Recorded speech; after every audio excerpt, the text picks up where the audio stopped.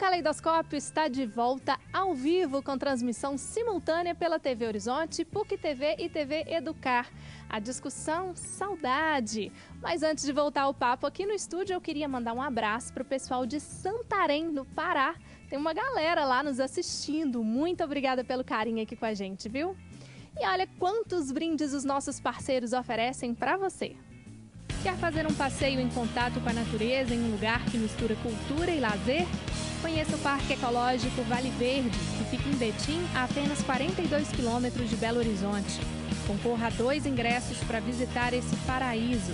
Vá no Facebook do Caleidoscópio e saiba como participar. Você conhece as camisas masculinas Clé? Vale a pena conferir. Entre no Facebook e veja os modelos. No Caleidoscópio, a cada 15 dias, um telespectador é contemplado. Saiba como participar da promoção no Facebook do Caleidoscópio. Viu só? Aqui além do bate-papo você pode ganhar presentes. Participe, não fique de fora não, hein? Vamos então retomar o nosso bate-papo aqui. O Douglas, inclusive, morou no bairro Saudade, que é um bairro aqui da região de Belo Horizonte, né, Douglas? Nasci lá, né? Região leste de Belo Horizonte, morou 38 anos. 38, casei, saí, mas meus pais continuam morando, meus amigos, né? Ainda é o meu bairro, vamos dizer assim. Né? O curioso, quem mora no bairro Saudade sente mais saudade? Talvez porque está muito próximo dos mortos. E por exemplo, a casa dos meus pais, a casa onde eles moram, é de frente ao cemitério. E eu tenho parentes enterrados no cemitério. Então, talvez toda vez que, por um período, a gente olhar para o cemitério, a gente lembrava desses parentes, sentia saudades. Talvez Bom, sim. Quem pode responder essa pergunta assim super bem são os meninos aqui, o Marcelo e a Rafaela, que fizeram um trabalho no bairro Saudade, né? Uma peça, inclusive, chama Saudade. Como é que foi esse período aí? Vocês ficaram morando um pouco também no bairro para conhecer um pouco dessas histórias, né? Como é que foi esse projeto, essa peça, a criação, o desenvolvimento? Então, foi o segundo trabalho do nosso grupo, né? Que aconteceu ao longo de todo o ano de 2014, né? Ano passado. E a gente fala que a gente praticamente a gente não chegou a morar lá não, mas assim, ficamos vivendo lá praticamente todos os dias e, né, boa parte do dia. Durante 7 meses. Nossa, buscando histórias para a construção dessa peça, como é que foi isso? A gente brinca que o nosso trabalho essa coisa do ensaio e da apresentação, ela é meio junta. Então, assim, ele foi sendo criado nas ruas junto com os espaços e em diálogo com os moradores. Então, assim, e no final a gente chegou num espetáculo final que foi apresentado, até a gente convidando pessoas de outras regiões para irem ao bairro Saudade para poder assistir, mas ele foi todo criado em diálogo com os moradores e com os espaços ao longo desses 7 meses, assim. O que vocês descobriram, assim, de inusitado, né, dos moradores do bairro Saudade? O Douglas aqui já colocou o cemitério ali perto. O que vocês levantaram, assim, de histórias interessantes, assim, que pra gente lembrar um pouco e ter um pouquinho de saudade, né, que foi uma peça do ano passado? No caso ali, como o Douglas falou, tem acho que um grande personagem do bairro Saudade é o Cemitério da Saudade, que é o segundo cemitério da cidade de Belo Horizonte e tal, que é um lugar, assim, muito bonito, muito peculiar, assim, uma arquitetura, um modelo de cemitério antigo que hoje a gente já não encontra mais. E, então a gente habitou um pouco o cemitério e ao redor do cemitério, né? Os moradores nos interessavam um pouco dessa história da morte e, nesse sentido, da saudade, referência às pessoas que já se foram, como a professora que falou. Então nos interessava, assim, como é que são essas pessoas que são vizinhas da morte, né? Entre aspas, assim, que vivem em torno daquele cemitério, como é que é esse cotidiano, essa áurea que habita aquele bairro, e é muito peculiar, assim, para nós foi uma experiência muito, muito reveladora, assim, é um bairro muito, muito bonito, com pessoas muito, muito interessantes, assim, que tem uma característica que parece uma cidade do interior, guarda um saudosismo também, tem uma paisagem muito bonita porque ele fica, né, perto da Serra do Curral. E é uma coisa que a gente até incorporou um pouco no espetáculo, porque como ele está na região leste, então a gente brinca que é um dos pôr dos sóis mais bonitos de Belo Horizonte, porque o sol se põe lá no oeste, no outro extremo.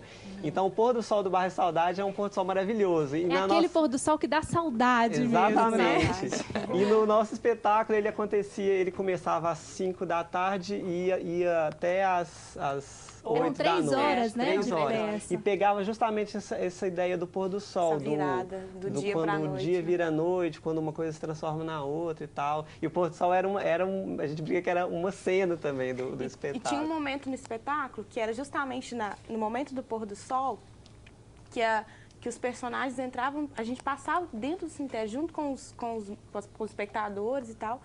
E assim, era um momento muito bonito, assim, porque a ideia era simplesmente passar e viver essa experiência da saudade, de passar dentro do cemitério, de estar naquele lugar que traz essa saudade, que traz essa nostalgia. E aí tinha um exato momento que a gente parava, olhava para o pôr do sol e via ele se pondo, assim. Então era um momento muito bonito do espetáculo, porque assim, as pessoas instauravam esse clima de saudade mesmo, esse clima de nostalgia. É muito legal. Bonito. Douglas, relembrou esse pôr do sol aí, só na descrição? E eu ia só complementar, porque lá, próximo, né, o bairro, você tem, para mim, o mirante mais bonito, o melhor mirante de Belo Horizonte. Ele é mais alto do que o mirante da Afonso Pena, você vê a cidade inteira. E por várias vezes, quando eu trabalhava na CEMIG, eu chegava em casa mais cedo, a lua cheia surgia às 18 horas, por aí, eu passava direto e ia direto para o mirante, onde eu via um lado o pôr do sol vermelho, às vezes por causa do arrebol, né, e a lua saindo de trás da Serra do Curral. Então, assim, é uma cena maravilhosa, inclusive nesse mirante, as fotos do meu casamento foram feitas lá. De tanto que eu gosto do lugar, da paisagem mesmo, de ver a cidade lá de cima. Uma propaganda aqui do bairro Saudade a gente está fazendo, né? Convidando as pessoas. Muito legal, um bom lugar para ir, né? Nós falamos um pouquinho de saudade aqui na literatura, né? Na peça de teatro, qual que é o grande desafio de trabalhar esse tema, saudade? Porque, assim, poetas gostam muito, né? Na música, a gente viu logo no início, o Jeff apresentando aí pra gente Tom Jobim, inclusive. Para vocês, no teatro, trazer essa palavra que tem esse sentimento, que carrega essa tristeza, esse foi o desafio? Qual o desafio de trazer saudade para uma peça de teatro? É uma boa pergunta, assim. A gente pensava muito, assim, em como trazer antes de trazer na peça, mas como provocar isso nas pessoas, e como que a gente poeticamente pode criar uma relação com as pessoas de modo a elas começarem a compartilhar isso com a gente, assim, e com a vida, né? A gente brinca muito esse misto de ficção e realidade. Então a gente brincava assim, como é que a ficção pode criar uma relação que é meio única ali, uma relação poética, teatral, através de seres mascarados, personagens, mas que as pessoas possam compartilhar, né, o que elas têm. A gente brinca que o melhor do espetáculo não era a gente, assim, são as pessoas, a paisagem, a geografia, é a vida, assim. Então, o teatro ali era um pouco para revelar um pouco isso dessa vida.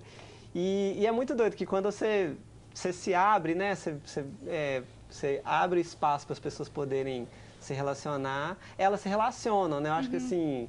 Cria um vínculo, né? Cria uma relação ali com aquilo, uma identificação. Sim, né? com certeza. E isso muitas vezes na literatura, né? Lelê, porque a professora Letícia já está íntima, é Lelê mesmo. Pensando assim no eu poético, né? Na criação, da questão do autor mesmo, e muitas vezes esse eu poético, ele existe. Existiria, assim, para a gente pensar na interpretação daquele texto, um eu saudade, por exemplo, que não necessariamente é a saudade do autor ali, mas sim num pseudônimo ou de um outro tipo de relação. Tem isso nos textos? Olha, tem, porque normalmente todo texto vai refletir alguma coisa do próprio criador. E é claro que um poeta, por exemplo, se ele está dizendo que tem saudade de alguém, não significa necessariamente que historicamente ele, como personagem ou personalidade histórica, que ele estaria com saudade de alguém. Ele criou uma pessoa que sente saudade, né? Uma personagem que sente saudade. Agora, interessante é que a saudade é uma palavra que está ligada, faz parte da mesma família de de solidão, não é? Historicamente falando, e ela aparece na literatura por volta do ano de 1300 e tanto, nos primeiros poemas, não é? Já não na forma saudade, mas suidade, alguma coisa assim. E, além do mais, a mulher, quando era o poeta, só os homens que faziam poemas, os homens chamavam a mulher de minha saudade. Né? E atualmente também existem músicas que chamam a mulher de minha saudade, quando realmente ela está ausente, etc, etc. Né? Então, há essa história na literatura em que a saudade é personificada na própria pessoa, objeto da saudade. Né? E com relação a esse título que a palavra saudade carrega, de ser a única palavra do português que não tem tradução, né? Da dificuldade, inclusive no início do programa eu falei um pouco sobre isso, assim, da dificuldade da tradução. Por que essa dificuldade tão grande? Pois é, olha só, porque em português, o sentimento corresponde à coisa numa palavra só, digamos assim, né? Saudade. E em outras línguas, francês, alemão, é uma expressão, uma locução verbal, né? Por exemplo, em francês, ter saudade é je regrette, quer dizer, eu lamento, né? E em inglês você tem uma palavra que é homesickness, né? Que significa saudade apenas do lar, né? da sua casa, e não essa saudade do amor e tal. Então, a dificuldade, eu acho que não é nem de tradução linguística, mas é de tradução do próprio sentimento, que para alguns não é um sentimento tipicamente português. Sim. Existe um livro chamado A Saudade Portuguesa, de uma mulher, antiquíssimo, 1919, de uma pesquisadora, que diz que a saudade é um sentimento tipicamente português e que já vem desde os descobrimentos, né, século XVI, quando os homens saíam de Portugal, as mulheres ficavam morrendo de saudade, né? Excepcional, gente. Essas curiosidades enriquecem, né? Muito obrigada, viu, professora? Vamos enriquecer agora também com música, né? Porque música também nos enriquece muito. Jeff, tá curtindo o papo aqui? Muito. Vai dar saudade desse programa. Vou ficar com saudade. Eu também, eu tenho certeza. Aqui, ter esse papo todo aqui, bacana demais. Eu tenho certeza. Vamos lá de música? O que você vai tocar agora pra gente? Uma música minha que ainda não foi gravada, mas é uma música que fala dessa saudade nostálgica do final da tarde, né?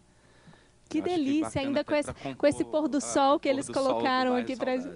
Vamos lá.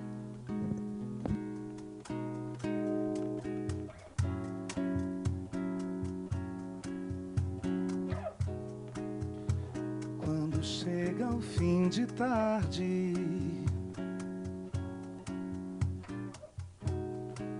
parece que a saudade é mais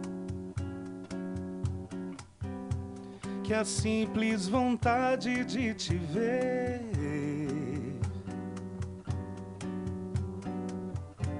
Que a simples vontade de viver.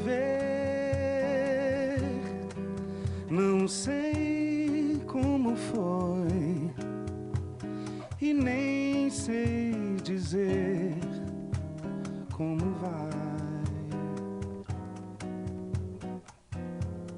Só sei dizer o que somos, se fomos felizes.